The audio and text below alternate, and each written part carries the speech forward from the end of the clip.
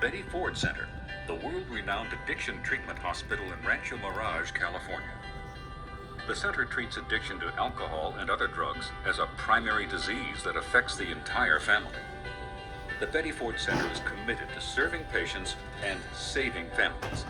We are devoted to helping people begin the journey to a new life. Internationally renowned and respected physician, educator, and addiction specialist, Dr. Harry Haratunian is the physician director at the Betty Ford Center. Dr. Haratunian developed and oversees the clinical diagnostic evaluation, licensed professional and extended care programs at the center.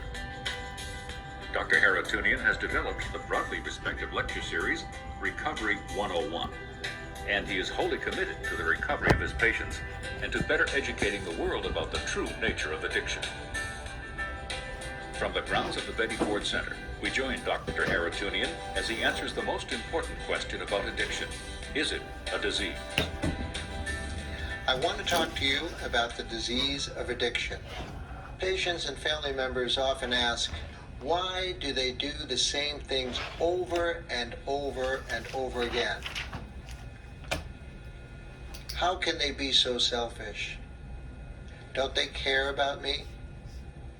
The disease of addiction fits all criteria for a disease. It has a cause and an effect and an organ. That's its target. We'll talk about this in just a moment. First, a working definition. A disease is a loss of function of an organ or an organ system, like the nervous system. It may have a known or unknown cause and produces a set of symptoms in each and every person afflicted that are reproducible. That is, each person will have the same symptoms. The critical issue is addiction a disease or is it a choice? First, let us take a look at its target organ, the brain, and specifically the midbrain, a portion of the human brain that deals with automatic function. Your breathing, your respirations, the diameter of the pupils of your eyes in certain light. Another portion of the brain, the thinking part of the brain, the deciding brain, is more highly evolved and only came to man in the last few million years. The disease of alcoholism and addiction is a critical concept and important for family members to grasp. It has great advantages to the family and great advantages to the patient. If I were in a room full of physicians and asked them, how many of you think that this is a disease? All hands would go up. For they know that it has the critical elements of a disease as part of its nature. The truth of the matter is I'm not interested in how many people know that or think that addiction is a disease. I'm much more interested in those people who believe in their heart that addiction is a disease and treat the people afflicted with it in a specific way. So let's talk about the difference again between a choice and a disease. I walk up and a guy has a real nice watch. I look at that watch and I think with my upper brain in the past, the present, and the future. I used to have a watch like that, but I sold it to buy drugs. When I had a watch like that in the past, I was able to tell time. The girls thought it was a pretty watch. I had a lot of secondary benefit from that watch.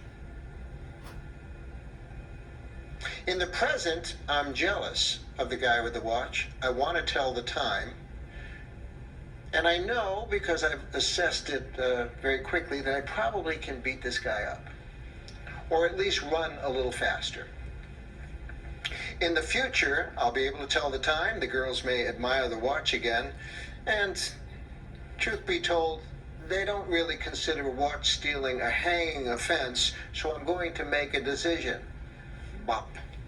I hit the guy over the head, and I steal his watch. Now that's a choice. That's a bad choice. I'm responsible for that choice. I am at fault for that choice. I made it with my upper brain that analyzed past, present, and future. It was premeditated.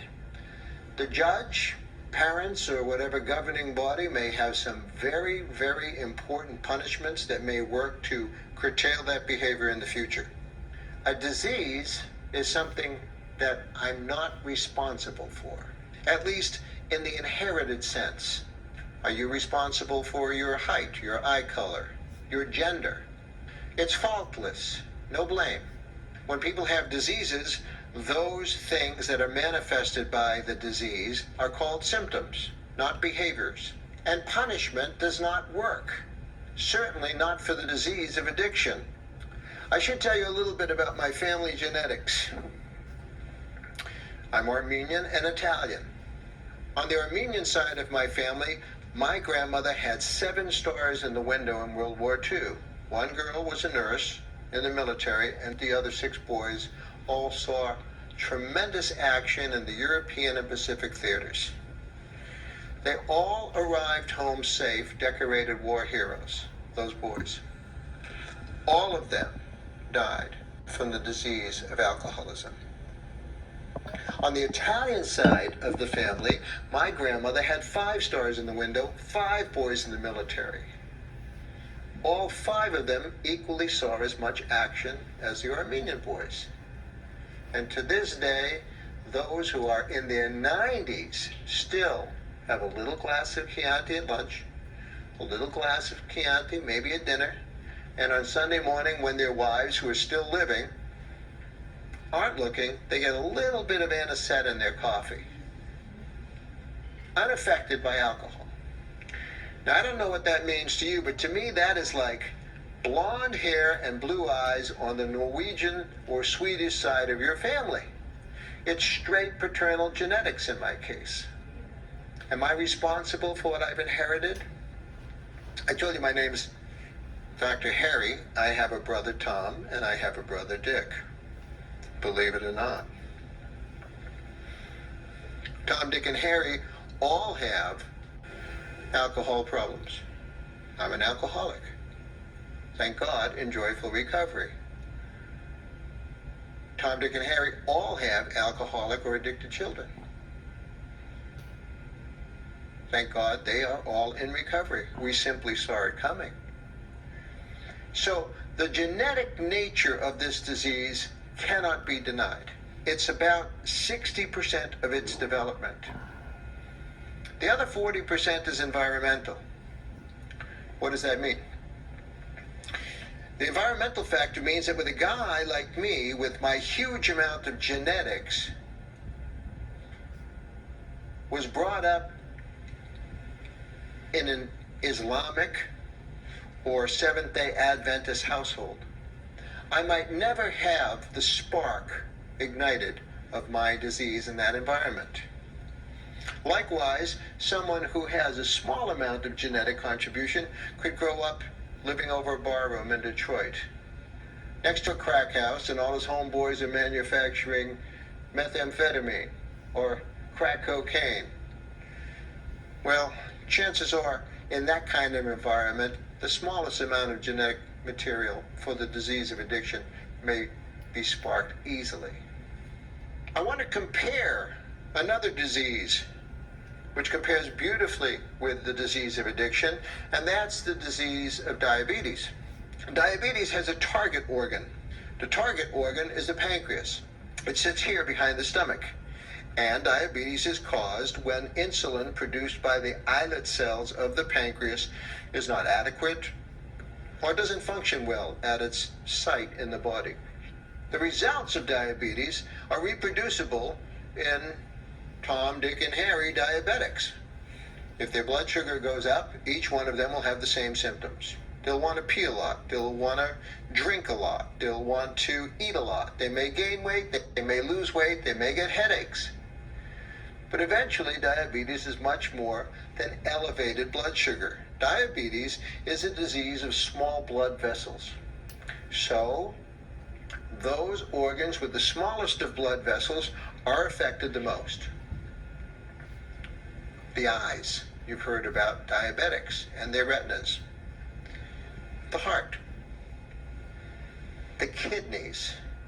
And often diabetics will succumb to renal failure when the kidneys fail or they'll get dialysis, or they'll get transplant. But eventually, if they're not helped, this chronic organic disease, chronic, lifelong, treatable but not curable, organic, it hits the definition of structure and organ damage to the body. Chronic organic disease will kill the person with diabetes. Don't be afraid. If treated one day at a time, proper exercise, proper diet,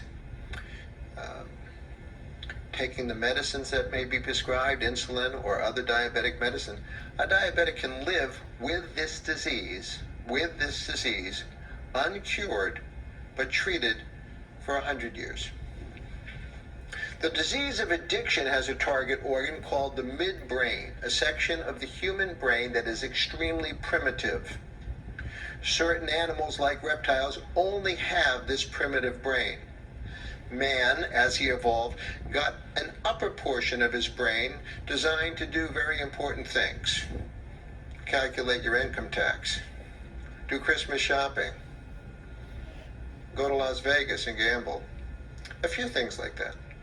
The midbrain, being the target organ, uses a neurotransmitter, a chemical that creates messages between nerves, called dopamine. Much like insulin in diabetes, it is with dopamine that we find the dysfunction in this disease. Indeed, our body simply wants more dopamine. It gets used to wanting more dopamine and craves more dopamine as the disease develops in the 1 in 10 people in our population who have the genetics for this disease. And the symptoms are reproducible in everyone who has the disease. Here at the Betty Ford Center, we could go and canvass all of our patients, and they would all say, yes, they have all had these symptoms. Loss of control using their drug of choice, craving for that drug, and most troubling, persistent use despite adverse consequences. The disease of addiction has really 4 critical areas that we need to consider: biological, psychological, social, and spiritual aspects. Although particularly elusive, the last one, spiritual, may be the most important. I want to make sure that I mention that the biological effects that I'll talk about for alcoholism are indeed, most of the time, completely reversible if caught early on. You know, it's interesting when I ask patients, what do you think the worst disease of addiction is? Which substances have the greatest hold on mankind? What does the most damage? What is the absolute worst? And the hands go up: crack cocaine, heroin, opium. The number 1 addictive substance known to man is most likely nicotine. Nicotine kills more people, costs more dollars, and creates more heartache than just about any other drug. After that, on the addictive scale, we'll have heroin and then cocaine. In 4th place is alcohol. However, alcohol has a unique property. It affects a human being from head to toe. I'd like to demonstrate this by using an imaginary family that we're going to call the Tipsy family. Now, Father John Tipsy, the father in this group, is unfortunately afflicted with the disease of alcoholism. Biologically, he has all of the consequences of this disease, and they're not pretty.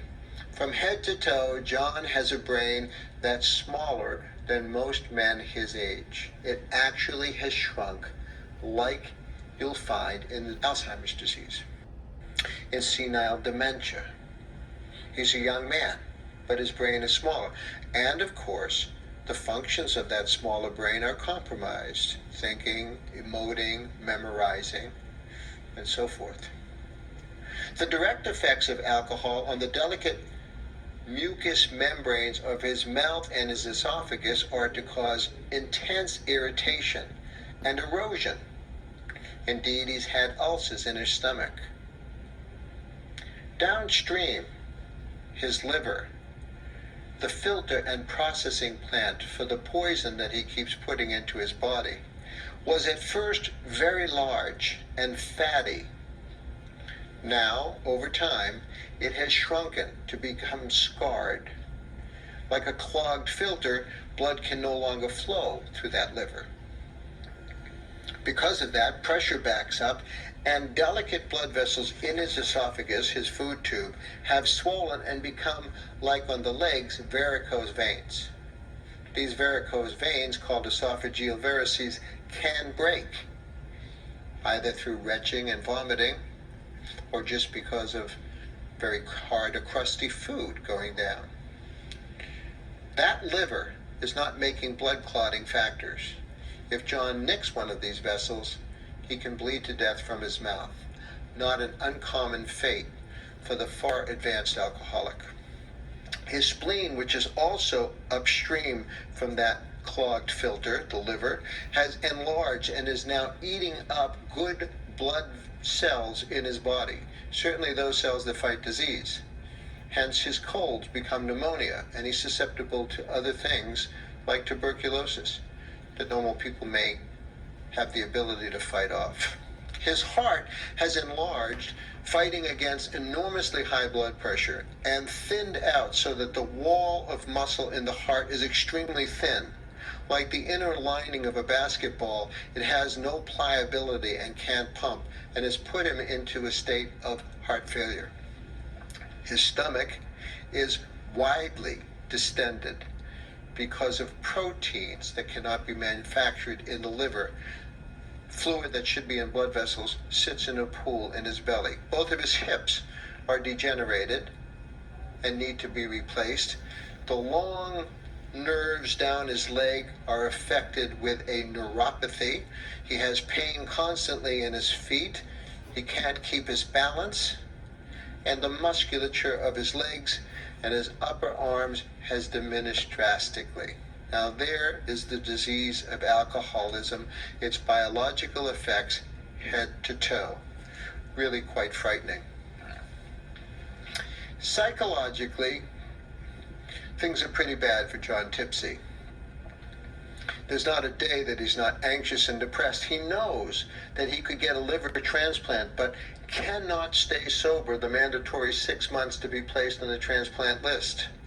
Every time he does try to go to work, he gets a little shaky, feels he needs a drink, and has stolen some beer from the beer chest, and once again has been fired.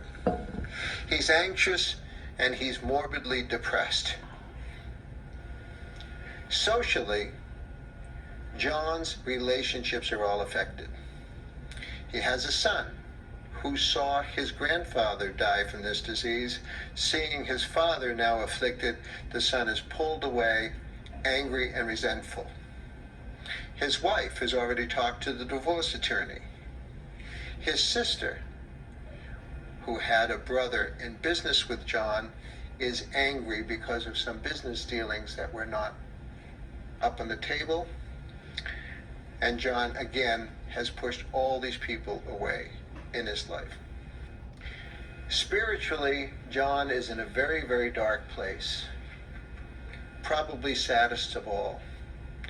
You know, he says, "Why me, God? Why am I so afflicted by this disease? I'm of no use to anyone. Maybe they'd all be better off without me." And he's thought of suicide. Now there is the disease of alcoholism in its entirety. Biological, psychological, social, and spiritual. Now I'll let you in on a little secret about the Tipsey family. Mother and son and sister do not drink alcohol. They do not use any drugs. Would you expect any of them to have biological effects in their own body when John's drinking is running rampant? Probably not. The truth of the matter is, one has hypertension, one has migraine headaches, one has irritable bowel syndrome, stress-related diseases that always get worse when his drinking is bad. And psychologically, is there anyone amongst them who's not totally preoccupied, depressed, anxious, and worried, waiting for the phone to ring that John's drunk again, or in the hospital, or worse yet, dead? Spiritually, every family member says, why our family God? Why is this happening to us? And they have gone to the dark place saying, perhaps we would be better off without him. Now there you have it. The disease of alcoholism and addiction affecting 3 family members who do not drink or use drugs. Is it any wonder now why we have a family program?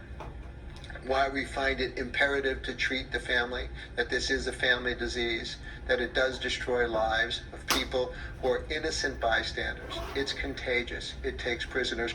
I told you that this is a chronic organic disease of the brain. It has another characteristic, that it comes and it goes, it relapses and it remits, not unlike multiple sclerosis. Does anyone blame with anger and disgust the person with multiple sclerosis who, after getting out of a wheelchair and having a productive life, succumbs to a relapse? No. We muster up our empathy. We want to help them and nurture them back to health. Not so for the stigmatized alcoholic or addict. A relapse is seen as a moral failing, a lack of character. The disease of alcoholism and addiction is a disease of a portion of the brain that by its very nature gave alcoholics and addicts a very bad name. An area in the brain stem, the midbrain, that's called the reward center. But we all know alcoholics and addicts that say that their pleasure or their reward from drinking and using has stopped long ago.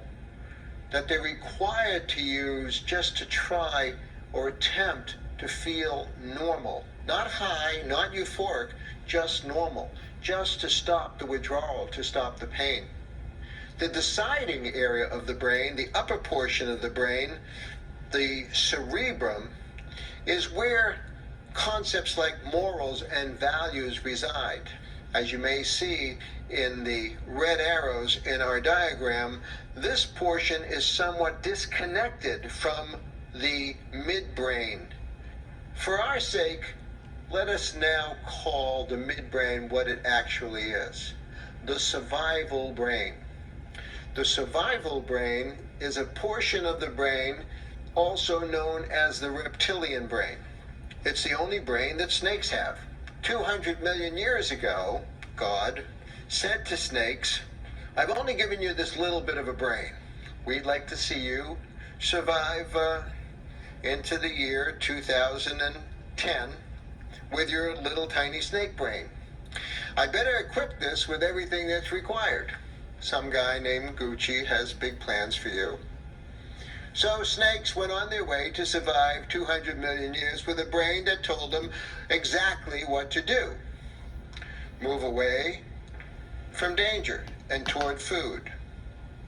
Eat for your nourishment and drink. We'll conveniently place another little hole at the other end to get rid of what you eat and you drink. And finally, and my own personal favorite, procreate. It's fun. Well, why would a snake want to do that over and over again for 200 million years? Well, the Divine One thought that the best way to do that would be reward the snake for behaviors that are going to perpetuate survival. You get rewarded on a hot day when you drink a cold lemonade. It feels good because of something called dopamine. You get rewarded when you procreate. Orgasm feels pretty good. You get rewarded when you're hungry and you satisfy your hunger with food. Each time, this is the action of the drug dopamine in the midbrain. Now imagine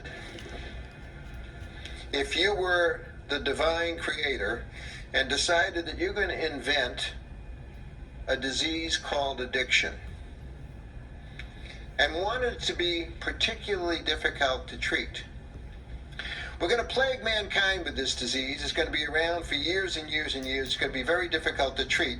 I would not have that disease use the section of the brain that allows you to decide whether or not you're going to have it. That would be the upper brain. The brain I used to make my choice to steal a watch a while ago. No, wouldn't it be better to go after that portion of the brain where there's no choice? You have no choice to stop your heart from beating right now. You have no choice to take your next breath. You have no choice to change your kidney filtration at this moment. That's all automatic. All animals have these automatic functions. Indeed, if you had to think about your next heartbeat all the time, there'd be little else you could think about. God knew in his infinite wisdom that this disease could hijack our survival brain, where a drug of choice for someone who is genetically susceptible to the disease of addiction takes on as much importance as food, sex, water, and even the air we breathe. The brain is hijacked by the drug of choice. The midbrain is concerned with the next 30 seconds. The upper brain is concerned with past, present, and future events. Will my kids go to college? They are going to college. I have to go to their graduation. The midbrain is concerned with what the hell am I going to do in the next 30 seconds to survive? I'll give you this. It's a disease that starts with a choice. Certainly, we've all had the choices to smoke this or drink that or try this, usually at the age of 13, 14, 15, or 16. But only a certain number of us have the genetics that will be throwing a switch at that first exposure and taking us down the pathway toward addiction. Maybe not manifested as a teenager, maybe not in the 20s. It might even stay at bay until retirement before it rears its ugly head. But as our beloved Dr. James West says, a metaphorical switch has been thrown. You see, in addiction, after exposure to a drug, the susceptible individual's requirement for this drug, dopamine, goes up. So that normal things that give normal people pleasure, sunrises, sunsets, beautiful music, the children's Christmas pageant, Joey's first communion, don't work. No, I had something called cocaine that gave me a surge of dopamine, and my brain wants to look for that again and again. It looks for that by a phenomenon called craving, another symptom of this disease. A biological and biochemical event that we've now identified with proteins in the brain that ensure that you'll get back that drug which works. Those requirements for more dopamine only stop, at least sometimes, after what we call detoxification. Usually about 3 weeks. Oddly enough, when we plan our family program here at the Betty Ford Center, do people's desires settle down after detox? They're not craving their drug. That kind of obsession has slowed, and they're starting to get pleasure from the dopamine of normal, wonderful things, like nature, like the sunrise, like the sunset. So once this metaphorical switch is thrown and craving chemicals come up, the disease is on its way. The one other aspect I'd like to touch on really has to be credited to Carl Jung, the great psychiatrist, and that spiritual nature of the disease that I told you once before. Indeed, Jung said of very advanced alcoholism, "There's nothing I can do for you any longer." It seems that people with this condition, I've heard, will have some sort of a spiritual revelation that may save their life. What Jung was talking about was the human need to be whole, the human need to be fulfilled. Many alcoholics and addicts at a very important age, sometime between 12 to 17. You know that awkward age where you're too young for this group and too old for that group, and you walk into the locker room at high school or junior high school, and some people have grown in areas you haven't and have hair in areas you don't, and you just feel awkward and uncomfortable. And if at that point in time, and you have the right genetics, that drug is introduced, it will solve problems for you that your brain will learn are really, really important. And you will go back again and again to that drug to solve your anxiety. So now we'll get to a very important question. What causes addiction? Well, we know it's genetics, but more importantly, and you may not like this answer, the real cause of addiction is stress. I know many people unafflicted by the disease of addiction will say, hey, I have stress all the time. But you may not have the genetic requirement for the disease of addiction. This thing called dopamine, which normally is like a carnival bell that has to be rung every day in order to survive, has a effect from our stress hormone, the corticotropin releasing factor, to raise dopamine's requirement. The bell is higher, but still must be rung, and therefore requires a bigger hammer, like in the carnival, to ring the bell. What pushes dopamine's requirement high? It can be alcohol, it can be nicotine, it can be any one of a number of different substances. But once there, craving is required to go back to that substance and ring the bell, which is so high. Ringing the bell is a mandatory survival requirement. Okay. The corticotropin releasing hormone, which causes the release of a chemical called cortisol from the adrenal glands, is produced during stressful times. Now, I didn't say good stress or bad stress. I just said stress because stress and this chemical is released whether I get a letter from the IRS or I get a letter from the Lottery Commission, whether I'm going to my daughter's wedding or, God forbid, to my son's funeral. Those kinds of events, one very, very terrible and one very, very wonderful, still produce this hormone and stress. Helps to explain why addicts and alcoholics may sometimes relapse when something very wonderful happens, not just something very catastrophic. The diagram that you see now, the brain reward circuitry, shows a very important aspect of this disease, and that is the concept of cross-addiction.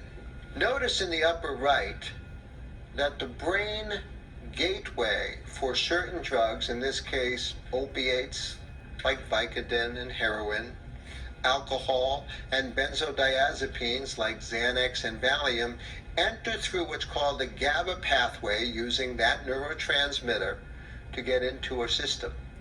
Below, in the blue area, we see nicotine and barbiturates entering yet through another system. Note now that they all eventually go down a common pathway, if you follow the arrow, to the dopamine system. And there, certain drugs act directly on that system, like the stimulants cocaine and amphetamine. When you look at this, you can see why someone who's treated for a cocaine addiction, noted on the far left of the diagram, cannot go and use benzodiazepines like Xanax or Valium in the upper right-hand corner because one will tweak the other. This proves why alcoholics who are in early recovery, unknowingly going to perhaps the dentist and having a tooth extracted or filled, may get a prescription for Vicodin, an opiate which soon brings them back to alcohol and once again a full-blown relapse. Cross-addiction and stress are extremely important concepts in this disease. Addiction is a disease of midbrain imbalance, of increased dopamine requirements, of craving and obsession, of loss of control. We have an organ, the midbrain, where it takes place, like the pancreas in diabetes. We have a cause, that's untreated or unmanaged stress and dopamine, just like insulin in diabetes. And we have an effect, the symptoms of addiction: loss of control, craving, and persistent use despite adverse consequences. Addiction is a disease. Once you believe that in your heart, an important thing takes place for the alcoholic and addict. They're no longer bad people or sometimes criminals, but they're patients. And they deserve and require treatment for the disease in an institution like ours, a chemical dependency treatment hospital. We know that patients deserve respect. When they come into treatment, they get a Bill of Rights. They are entitled to competent care, to confidentiality, and now even parity with insurance companies to hopefully pay for the care they so richly deserve. Why is the family so affected by this disease? Because the addict or alcoholic has transgressed many, many boundaries and hurt people and relationships. You'll see in the diagram that the old paradigm during the disease of addiction's activity places the drug of choice at the top of the patient's survival pyramid. Notice too that God, health, marriage, job, and family are merely rungs in the ladder, often stepped on by the patient climbing to the addiction summit to obtain their drug of choice. A very destructive model. Here in treatment, we move to a new paradigm, a new survival pyramid. First, this thing called God is now a concept the patient derives for themselves. This is a spiritual program. I've used the term God a few times in this presentation. Really, people are required and invited to create for themselves a concept of God as they understand him. That being said, we'll call it spiritual fulfillment. That's at the top of the pyramid. And in the treatment or post-treatment paradigm, the pyramid now is supported by good health, good marriage, loving family, a good job, and a nurturing God. Your job as a family member is to know that this is a disease in your heart, or at least be open to it. It's a gift to the person afflicted with the disease and a gift to yourself. Many of you have tried to get your loved ones sober, and you know it doesn't work. You've tried again, and your efforts have been commendable. Here at the Betty Ford Center, it is our job, and it is the patient's job, to realize what they have to do to get better. Your job as a family member is to realize how this disease has affected you. I hope that you can take the information today and apply it to your own self and to your family and to the one you love who's afflicted with the disease of alcoholism or addiction, and let the healing begin. The situation is out of control, and I don't know what to do. If you're saying that about someone's drug or alcohol use, don't worry. There's only one thing you need to know: that recovery can begin with a single phone call. It's a call to the Betty Ford Center. The center is a non-profit hospital that has helped over 90,000 people find a new life beyond alcohol. Here are my notes, just in case. You can pause it maybe. I don't know if you can even see these. This is why it's an addiction is a disease, midbrain imbalance, relapse, seen as a moral failure. Stress, good or bad, can cause the midbrain to need more dopamine. Midbrain or survivor brain as compared to diabetes.